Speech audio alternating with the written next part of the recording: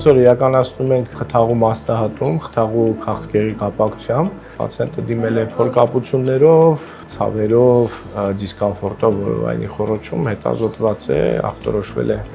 խթաղու քաղցկեղ, որի կապակցությամբ իրականացնում ենք խթաղու մասնահատում, օնկոլոգիական մասնահատում։ Միշտ նախընտրելի է ռոբոտային վիրաբուժությունը, որովհետև նա հնարավորություն է տալիս նուրբ շարժումներ իրականացնելու, ցանկացած մեթոդ ունի իր յուրահատկությունները իհարկե, բայց եթե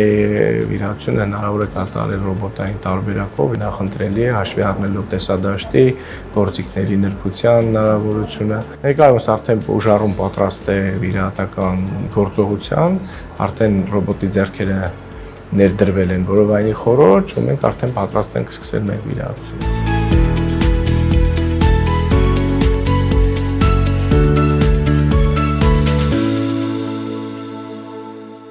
Երեք մենք իրականացրեցինք հերթական ռոբոտային վիրաբուժությունը, որը ուներ յուրահատկություններ։ Նախ եւ առաջ մենք գործողություն իրականացրեցինք քաղցկեղի կապակցությամբ եւ արմատական վիրահատություն ռոբոտային համակարգի բոլոր առավելությունների կիրառմամբ։ Մեր բուժառուն բավականին ծանր քաշային էր։ Ցանկացած դեպքում, երբ ունենք ծանր քաշային բուժառուներ, դա բնականաբար բարդացնում է վիրահատության ընթացքը, երկարացնում է տևողությունը։ Մեր բուժառուն արդեն ոտքի է, ակտիվ է, կարողանում է հոգալ իր բոլոր ֆիզիոլոգիական ցանկությունները, խմում է, մի քիչ կարող է արդեն ուտել։ Ես չէի պատկերացնում, որ այս տեսակ թեթև կանցնի։ Երևի թե ռոբոտային վիրահատությունն է այտենց թելադրում, չգիտեմ։ Քայլում եմ, մանեմ գալի, ինձ թվում է, եթե սենց շարունակվի, մի 2-3 օրից դուրս կգրեն։ Հեռախոսով զանգողներ էլ կան, որ ասում եմ, այս վիճակն է լավ եմ, զարմանում են, ասում եմ, ո՞նց կարելի է այդ վիրահատությունից հետո այտենց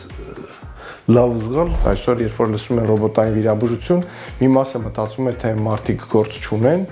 գործողությունը իրականացվում է հենց ռոբոտի, մեխանիզմի կիրառմամբ, պետք է նշենք եւս մեկ անգամ, որ ոչ, ռոբոտը դա գործիք է վիրաբույժի ձեռքում եւ մենք օգտագործում ենք ռոբոտային համակարգի բոլոր առավելությունները ավելի նուրբ, ավելի լավ վիրահատական գործողություն իրականացնելու եւ ավելի լավ արդյունք ապահովելու համար։ Պետք է ասեմ, որ արդեն 3 մեր բուժառուն ոտքի էր եւ երեկվայից նա շատ ակտիվ քայլում էր եւ այսօր մենք ունենք ինքն իրեն խնամող բուժառու, որը կարիք չունի խնամակալի հիվանդասենյակում։ Այո, ռոբոտային վիրաբուժությունը այս դեպքում լավագույն լուծումն էր։